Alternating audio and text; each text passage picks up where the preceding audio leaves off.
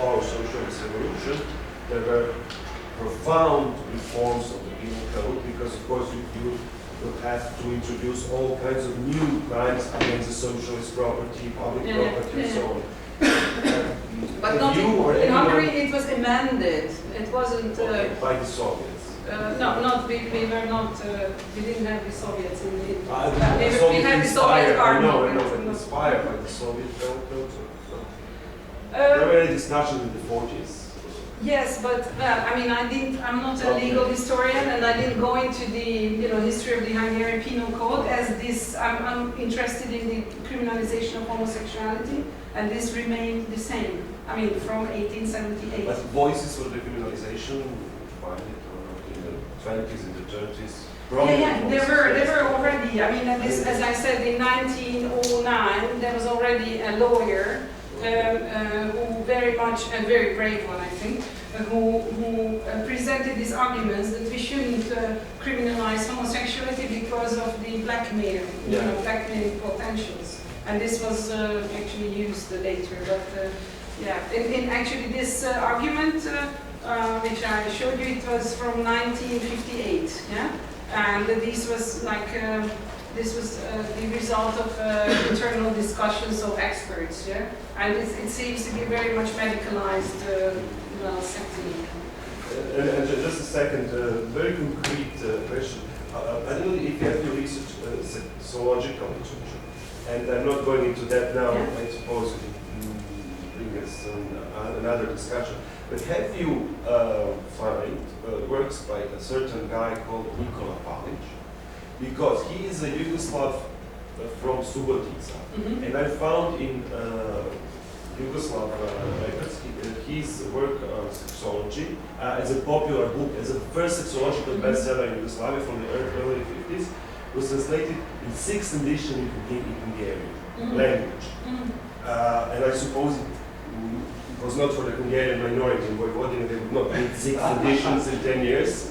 There was 6th edition of Serbo-Croatian. I haven't encountered this, but because his argument of homosexuality is like not just decriminalization, completely equals love, and it's for the early 50s, also for Yugoslavian, really progressive view.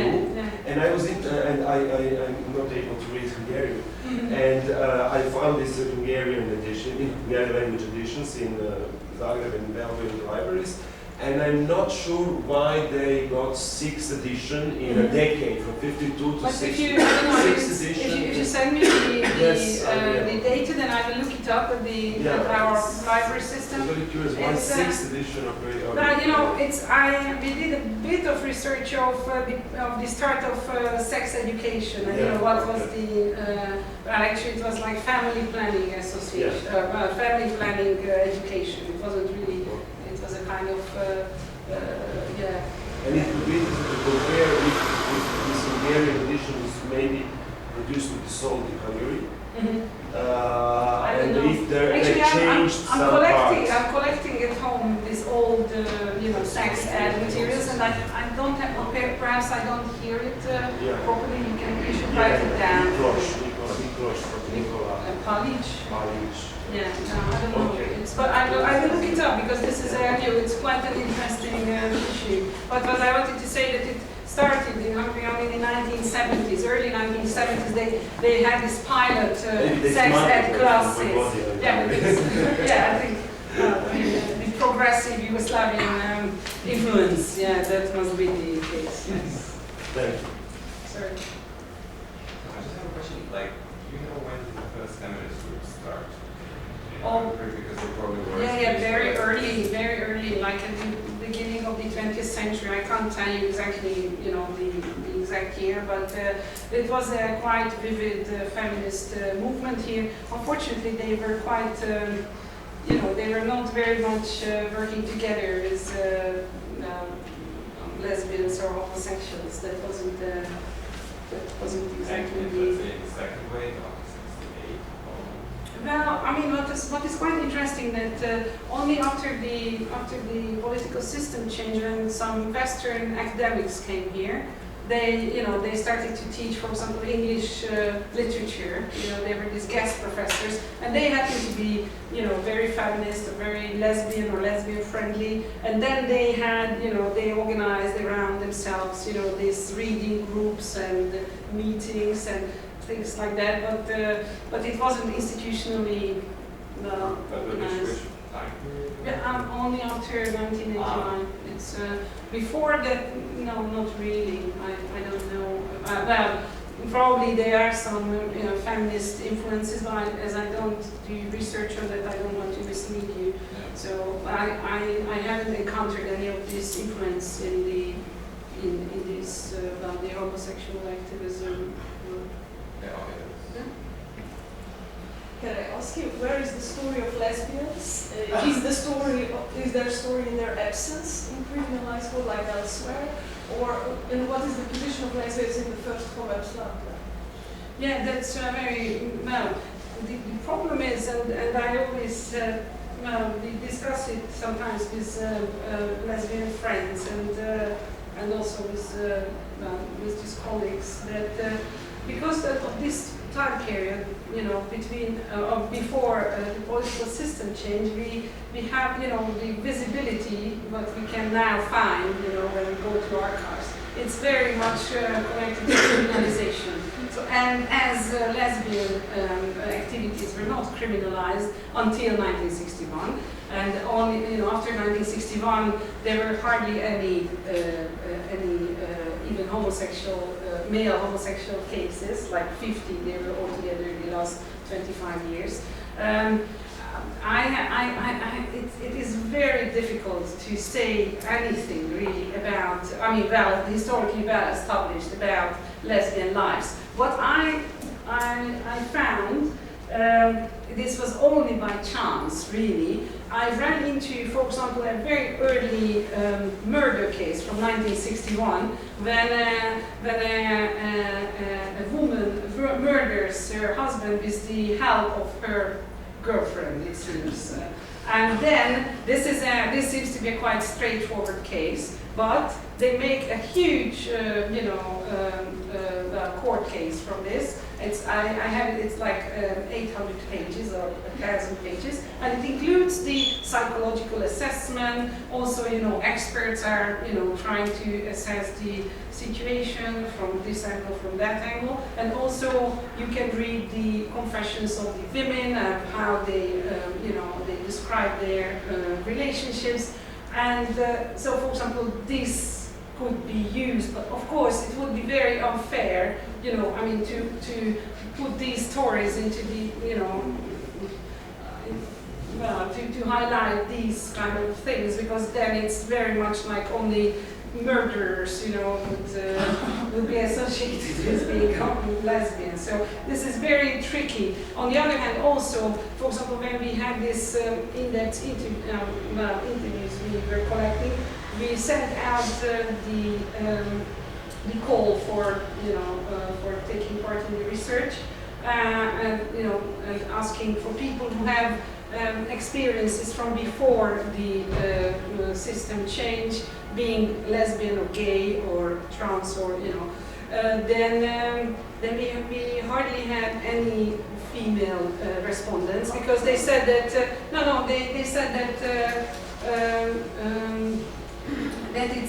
that they had much more limited possibilities, and of course there was another thing that a few years ago a lesbian They're only in the movie. Sorry? They're only in the movie if you could hear. Yeah, I know, this is what I'm trying to say. So a few years ago the Labris lesbian group organized this project, which led to the Secret Years. And most of those lesbian activists, and those who were the more elderly, who had some life experience from before 1990s, were interviewed, or actually a lot of people didn't want to get interviewed. So it was very, very difficult. Also, for example, this homosexual association, Homeros Lambda, it had some, the vice president was a woman. she wouldn't give an interview or to these lesbian project or for us. I mean, there are these prominent women, I mean lesbian women, who just don't want to share their views, or I don't know what can be the problem. But it's very hard to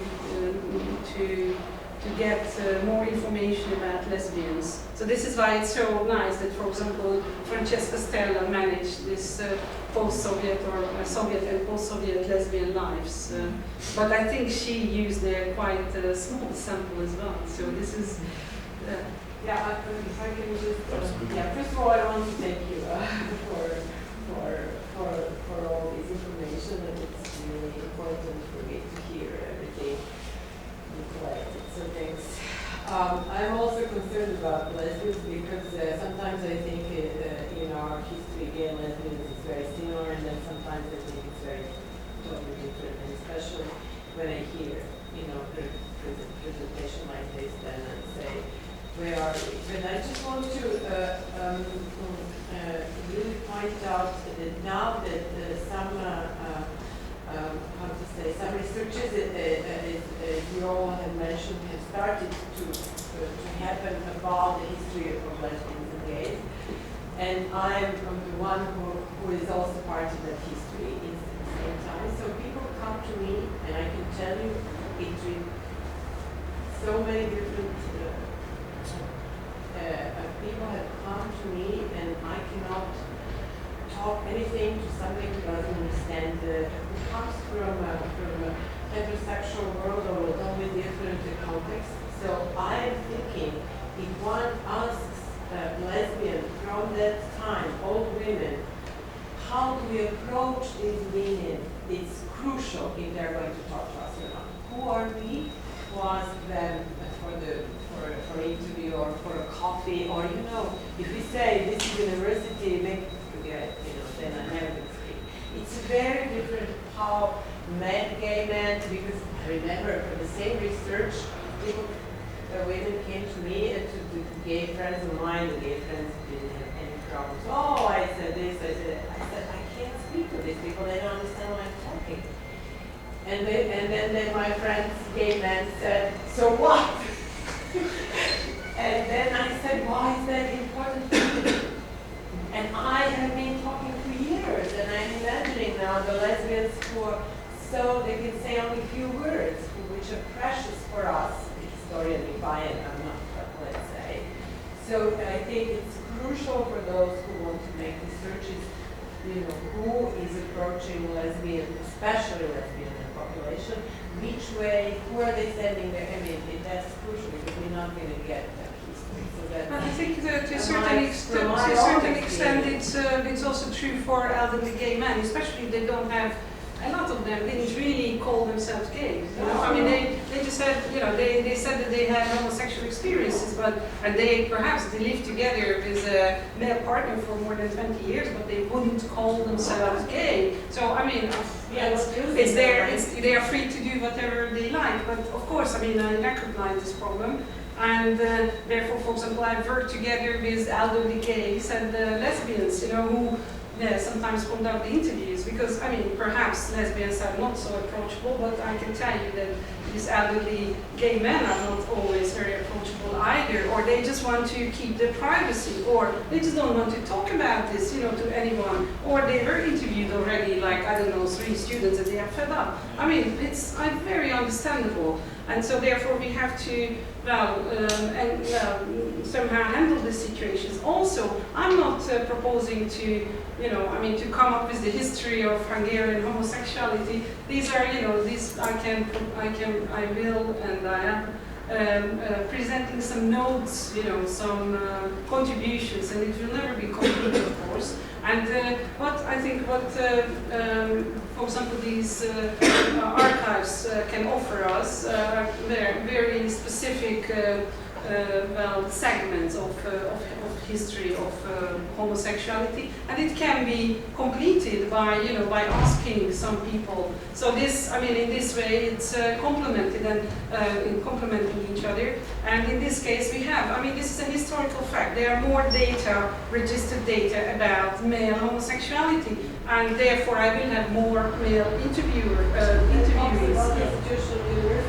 So this is, and this, I mean, this is how it is. And of course, I mean, I'm always trying to involve, you know, women, and I tell that, I mean, also when this... But can you ask for lesbians to go and talk to lesbians?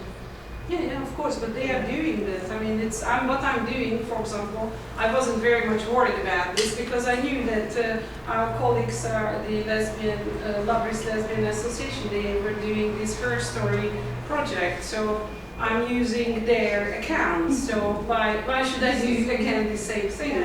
That's, I mean, they are, well, I trust them and everything, but yeah. In this case, it's more male-centered, that's for sure. I mean, if you're a student of history, you would agree that the whole history is very much male-centered, the official versions.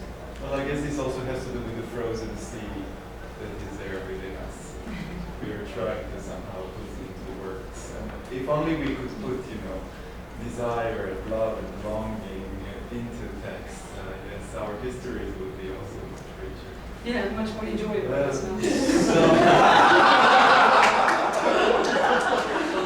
So there, and are there any other interventions? We can collect them and then go And lunch finish, and yes. finish. Yeah, thank you. Well, I had two suggestions. One is a suggestion you have this book by Laura Essig about queer in Russia. And she says the way for men, perhaps you may not like the book so much, but it's interesting. She says men go to prison and women go through some sexual operations. And you have also this, I would say there's always this tradition, that not surprised me very much from the West, of the strong women in the East. So I'm wondering what the strong women did when it comes to sexuality. And they're often also separated, as you said, so it's also the strong women. And I would say if you think about other kind of women, you have also sports women. And I would say where you go in sports, women are often lesbians, yeah? So, and they are not out lesbians, so I would say perhaps that is a good way to find lesbians, not to go to, I would say, lesbian spaces, but I would say to sports spaces, because women have, I would say, more private parties, and they have more, I would say, investment in sports, and you have this, also this virtual image of women, so it's interesting way perhaps to look for that. And another question I want to ask is, you talk about this lambda eros. I guess it's also interesting when we talked yesterday about the Netherlands. And the Netherlands was very much about incorporation of the gay movement in the state. So the idea of the man who presented it. And so I was wondering, who selected this man of lambda eros to create a movement? And I guess the same is coming across this Europeanization, that many states are having interest in creating LGBT movement in the East and other places. And this is Homeros Lambda. This was organized already in the mid-1980s, and this was these were, as I can see it, this was starting as a friends circle, and it was actually there was a sociologist who was behind. Rosa Lajos was the open face. He was a psychiatrist. Was the open face for the Homeros Lambda. But actually, the organizing force was a sociologist who just died recently, actually. And they very well. They seek that. For example, they got some help from Austria, from from OCV and also from ILGA. They got some some support, and it's, I don't know, I mean, it's very hard to say, who selected them. I mean, there was also, I mean, you can see, if you see the sociological profile of these men, they were not the most, how do you say it, deprived ones, yeah? I mean, they had, obviously, they needed, for example, language skills, yeah, to keep in touch with others. Also, I mean, these were men who, in most cases, they were men. These men were also quite well traveled. I mean, within the Eastern space. But for example, they like very much Yugoslavia. For example, I mean, for Hungarians it was. That was probably for a lot of them the most western part for a long time because it was so difficult to. I mean, we were allowed. I mean, Hungarians were allowed to leave, for it wasn't like East Germany, but it was like you can imagine, like in every 3 years you got $50, yeah, to go abroad. So you can. I mean, even at that time, $50 was a very limited budget. So. Well, so therefore, you know, these were obviously more well-to-do or more well-informed elements of the homosexual subculture than the average ones, I would say. So it was, in a way, I guess, also a sign of privilege that you know, you can start to organize successfully. Yeah, and here there could be some differences again between lesbians and gays, yeah, that they were more limited resources. Yeah, very good. Yeah, actually, We don't be in a hurry because they are just starting to set the. No, that is for afternoon. We have to go have lunch in the restaurant. I'm sorry. So you mentioned like 1961 that EU code criminalizes male homosexuality, that criminalizes. Yes. So No, it's like in 1961, this was the general decriminalization of consensual homosexual activity. And before, I mean, between 1878 and 1961, it was only male homosexuality criminalized. In 61, it was gender equality was introduced. So it could, I mean, they established this new age of consent. So they said that for homosexual relationships, it's 20. For heterosexual relationships, it's 14, and if you were a lesbian woman who had a relationship with an 18-year-old other woman, then you could, in theory, be prosecuted. But there are no cases. Well, at least not in Budapest. But you know, I mean, this is quite likely that if there were any cases, then they would be in Budapest, you know, and not in, you know, in a small village somewhere close to the Ukrainian border or something. So it's. So actually, this new code that basically mentioned lesbians, so to say. It didn't mention lesbians. It just said that it's it's for both sexes. So it wasn't. I mean, lesbians or. But homosexuality is not mentioned in anywhere in the penal code. I mean, if you go into an archive and you ask for homosexual materials, the archivist there look at you like, all right, this is a beginner, you know. Or they can just, you know, send you away. Oh, sorry, we don't have any. Sorry. So and you are like, am I being fucked with or what? Thank you very much.